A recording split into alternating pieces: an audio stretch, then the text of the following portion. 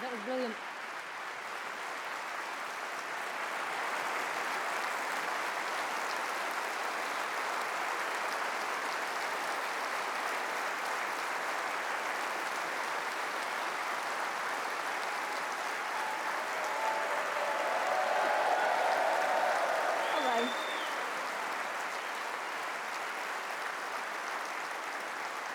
Thank you. Thank you very much. Friends, 5 years ago, I first came to this conference seeking to win the leadership of the party in Scotland. We just had our worst ever Scottish election result on the back of 2 decades of decline. As career moves went, the omens didn't look exactly ideal. We were being kicked around by our opponents. The media was calling us a corpse that wouldn't twitch, and that was on a good day. But conference, you always kept the faith. And when I argued that we could win again as Conservatives, you granted me the privilege of allowing me to lead. We weren't being credited with much of a chance in the way of prospects, but we had our values, and we had heart, and we had belief. And 5 years on, I'm here to give you the good news that the Scottish Conservatives are back as a fighting force once again.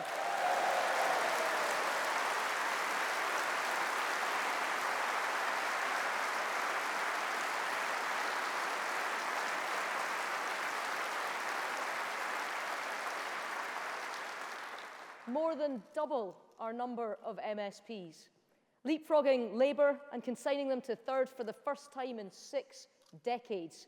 Standing up to the SNP.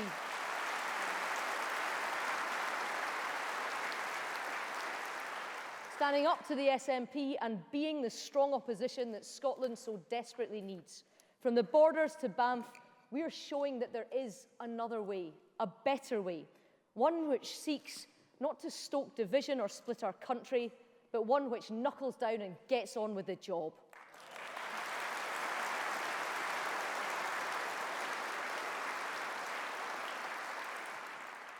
And conference, we're not done yet. Not by a long shot. Next year, every council seat in Scotland is up for grabs. And we will deliver the best Conservative result since devolution.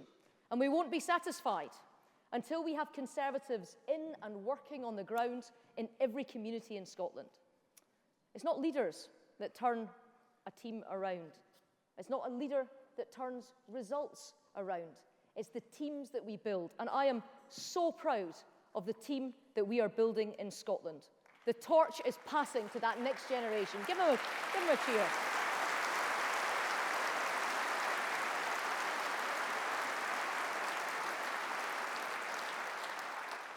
In Parliament, we've now got everyone from Olympic athletes to university professors, soldiers, farmers, teachers, third sector workers, and we want that same spread from every walk of life in our town halls too.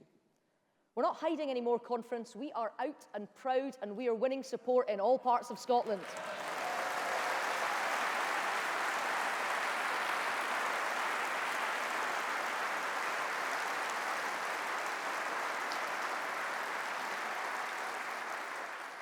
And I'm aware how Scottish politics can sometimes look. You see Nicola Sturgeon on the television most weeks telling you that Scotland is up in arms, again, threatening the breakup of Britain, asserting that independence is closer now than ever before, declaring that separation is somehow inevitable. Well, today, speaking to people from across the UK, I want to make this clear. Don't believe a word of it. There is nothing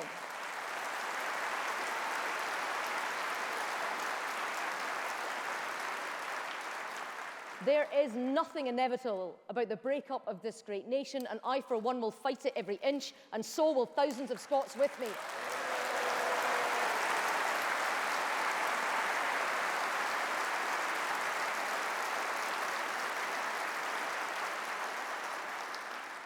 Because the SNP doesn't speak for all of Scotland, and nor does it have the right to. Every nation is bigger than one party, bigger than one person.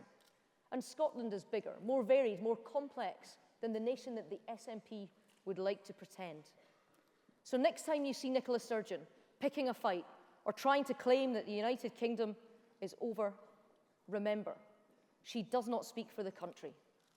And when she threatens to put yet another divisive referendum back on the table, the nation is not behind her.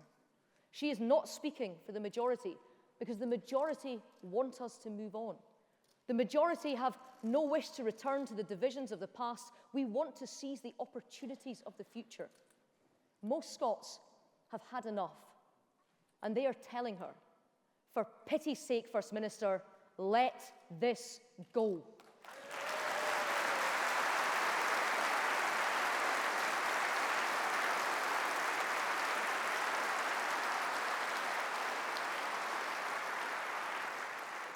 And the problem is, of course, that the SNP isn't listening. Instead, they're determined to keep the divisions over the last few years alive. Now, I'm often accused by those same opponents, those ardent separatists, that I bang on about independence and the union as much as they do. Well, for so long as the SNP keeps this alive, then so be it, because the union matters so much. It matters for economic stability and jobs that our partnership brings. It matters for the defence and security of our country. It matters because of the common bonds we share right across the United Kingdom. And it matters perhaps even more so now that we are leaving the European Union. Now, you all know where I stood on the referendum in June. But I tell you this, I did not vote Remain to see my vote co-opted into a fresh SNP independence drive.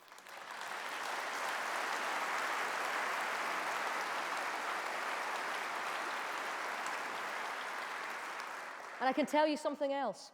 Whatever questions Brexit raises, none of them, not a single one, is answered by destroying our own union of nations. So I urge the SNP government, instead of focusing on a second referendum that isn't wanted, why not get back to the day job instead? And I say to the First Minister, instead of picking endless fights with Westminster about whatever grievance you've concocted, pick a fight with poor literacy and numeracy standards in Scotland's schools. Pick a fight with the health gap between our richest and our poorest communities. Pick a fight with the absence of mental health services for our young people. Pick a fight with the dealers who push the poisons of drugs on our streets. You are the government of Scotland, and you were elected to improve the lives of people of our country. That's the fight that matters, so get on with it.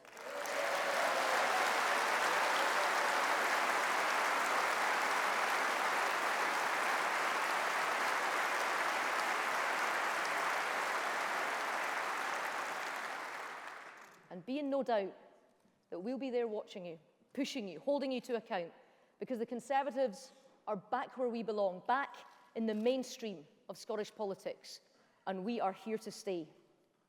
But all around us, the sands of politics are shifting. Old certainties are being swept aside. Old alliances are crumbling. And last week in Liverpool, it was there for all to see. The once broad church of the Labour Party had shrunk to a single rickety pew.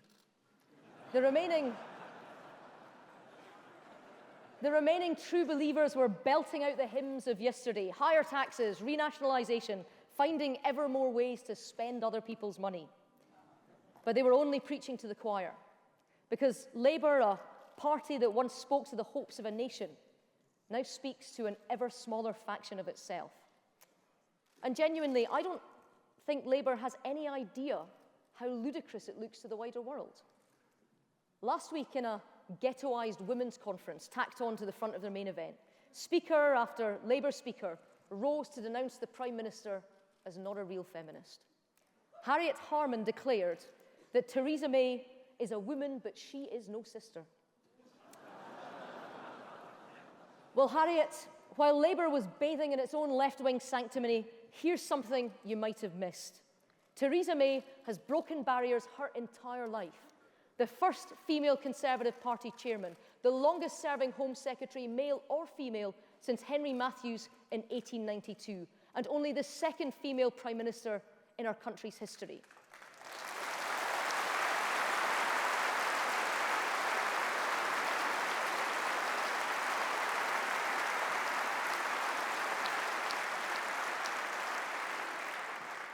And the thing is, conference, that along the way, she's helped women as she goes. increasing female participation in politics by setting up Women to Win, cracking down on domestic abuse and passing new laws on modern slavery, on female genital mutilation, and on forced marriage. She has done more for women than any pink buses that Labour can launch.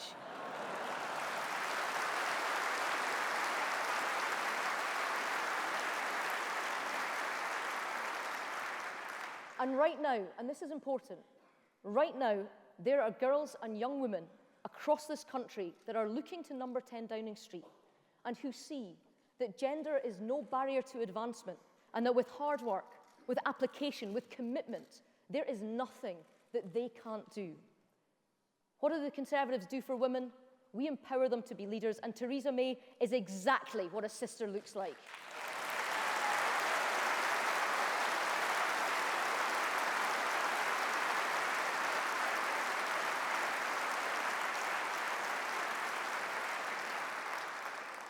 Now, Conference, I know that the temptation to celebrate what could be the effective demise of Labour as a functioning political party, it is tempting and I do understand it, but it would be utterly wrong. Because the truth is that Labour's retreat from reality under Jeremy Corbyn has left millions of people across our country feeling disenfranchised. Ordinary people who don't expect miracles, just a job that pays fairly, a good local school, a neighbourhood that's free of crime and drugs. Labour has turned its back on these ordinary, decent people, so it's up to us to act. It is our job to show that we understand their anxieties, that we share their concerns, that we've got a plan to improve lives, and that we've got the conviction, the drive, and the determination to see it through. And we mustn't do it to fulfill some cynical electoral tactic. Yes, of course we want their support at the ballot box, but much more importantly, we want to earn that most precious thing of trust. We need them to know that they have a voice that will be listened to, that when we speak, it is with them in mind, and that when we act, it is with their interests at heart. And we need to rise to this challenge, because that is what it is to be a truly national party. And we've made a good start. We can take pride in achievements so far from our 6 years in government. 2.7 million more people in employment, more than 700,000 off unemployment benefits, more than 500,000 fewer children in workless households, and what a fantastic figure that is. It is a solid record of achievement, and one recognised when the people of Britain chose to put their trust in the Conservatives at the last general election with a majority government. But we must also understand that in the eyes of many people, these are just a list of statistics that bear no relation to their lives. Because for the last few years, they have felt that the system has simply stopped working for them. When the deck feels stacked against them. I'm a Conservative and I believe in hard work and just rewards, but let's be honest, too often these last few years, working hard just hasn't been enough. The want-to-work mother, trapped at home because she can't afford the cost of childcare. The older worker, out of a job or looking to change career who hits an age barrier when it comes to training opportunities. The tenant, imprisoned in a drug-riddled neighbourhood, no way out and nobody there to help. They're not strangers to us. They're our neighbours, our families and our friends. These are people who do play by the rules, but it's still not enough. So, Conference, it is up to us to change those rules, to make sure that we have real equality of opportunity in this country, to drive social and economic mobility that we need. And that means tackling the causes of poverty, like poor education, addiction and dependency, not forever mopping up the consequences. It means a house-building revolution so couples in their 30s have the chance of buying their own home, not renting out forever. And it means being unashamedly pro-family, giving parents the support that they need to bring up their children so that they can do what every parent wants. That is ensuring a better life than they had for themselves. All of this is easy to say, and none of it is easy to do. But Conference, you know the old saying, if you want something said, ask a man. If you want something done, get a woman.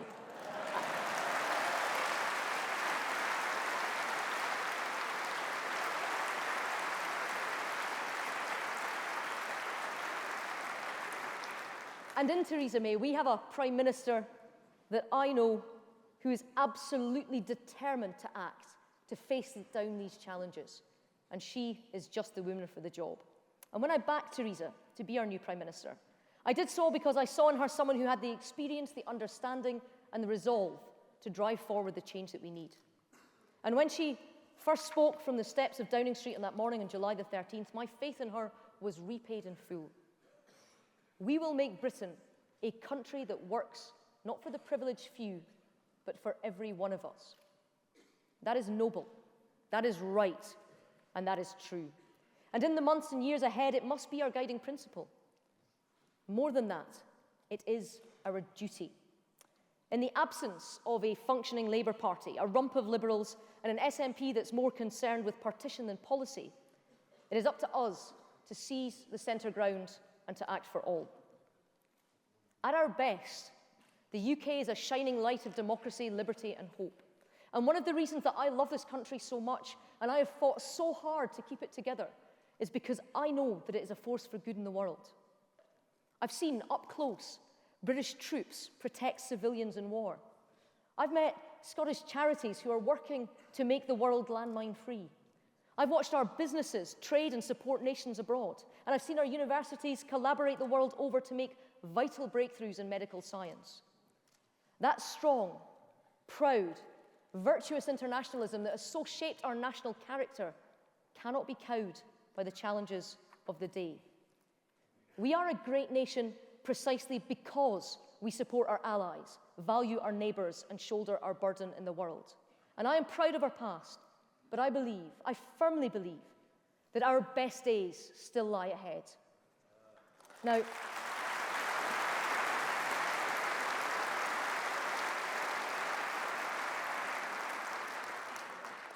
Conference, that internationalism abroad must find its echo at home. We must not forget our own party's history and values. I once listened to Sir John Major tell of his childhood in Brixton, then an area where many new arrivals to Britain set up their first home.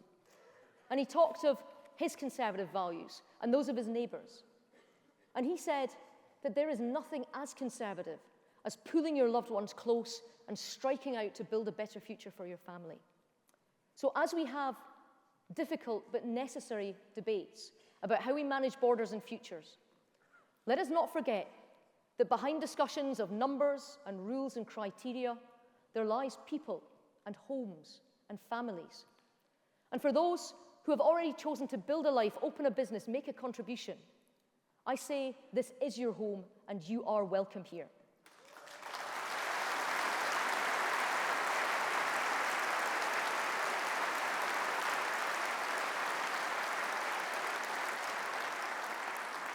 The Conservative Party I know is optimistic in spirit and it is an internationalist in outlook.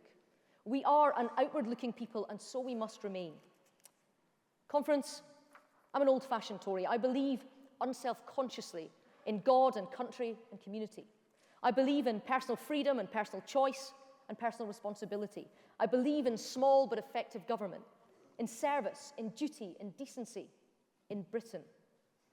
We are about to enter a period of great upheaval, and there will be obstacles to overcome and orthodoxies to challenge, and yes, even some old thinking to be set aside. But the prize will justify the journey. And I want us to be able to look back 5 years from now and say, we did all that we could, and we did it for the right reasons. That we were guided by the values that we hold dear.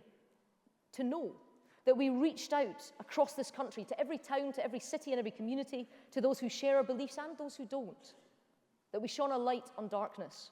That we brought hope, created opportunities, and widened horizons. That we made lives better for those with little, and that everyone felt the country could work for them. Conference, that's why I'm in politics. It's why Theresa May is in politics, and it's why you are too. Not for my own ambitions or goals, but because I believe that it is our values, our mission, and our beliefs that will make this country a better place. So our goals are clear. Our resolve is firm. And together, every one of us, let us get down to that work and build that better future. Thank you so much, Conference. Thank you.